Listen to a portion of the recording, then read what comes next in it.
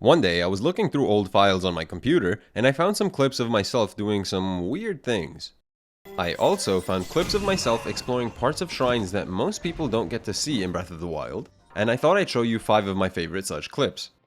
Now, 2 things I want you to keep in mind while you're watching this video is that 1, these clips were taken back in 2018, way before the wind bomb was discovered, and 2, these clips are less about breaking shrines, although there's plenty of that, than they are about exploring parts of shrines that you would normally never see in a Breath of the Wild playthrough.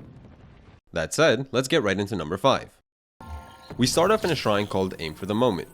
In this shrine, there's a cannon that's supposed to launch us up just a small amount, but using a metallic chest, stasis, and some well-positioned bombs, we can actually hack the cannon to launch ourselves so far up that we end up skipping every puzzle in the shrine.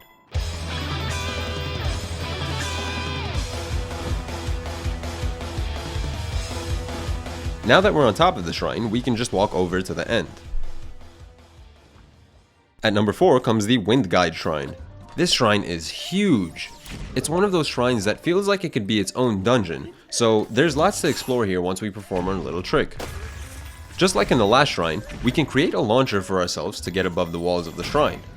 3, 2, 1. Unlike in the last shrine though, there's a lot more to see here. And also, it's even harder to believe that we can get this high in a shrine.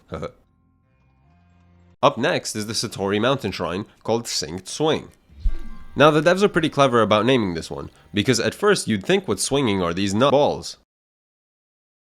But the name is really referring to the swinging platform in the middle of the shrine as far as I can tell.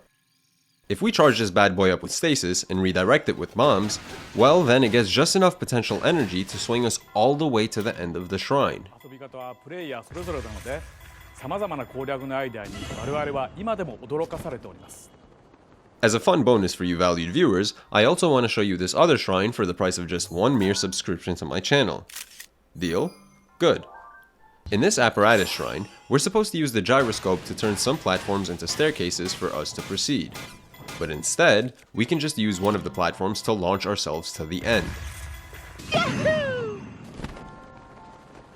The airtime we get here is even more satisfying than in the previous shrine, because we get launched way higher up and we get a cool view of all of the puzzles we're skipping in the meantime.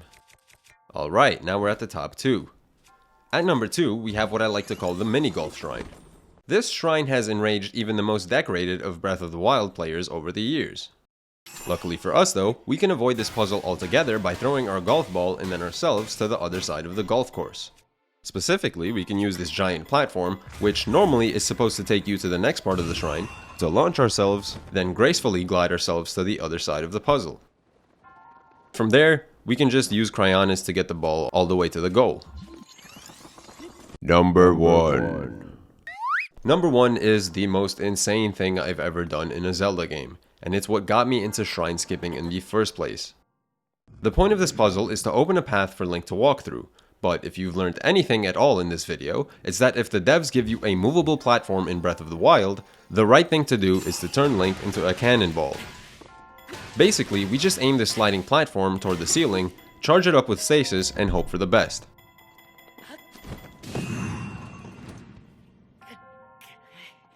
Once we're on top, we can literally walk our way to the end of the shrine.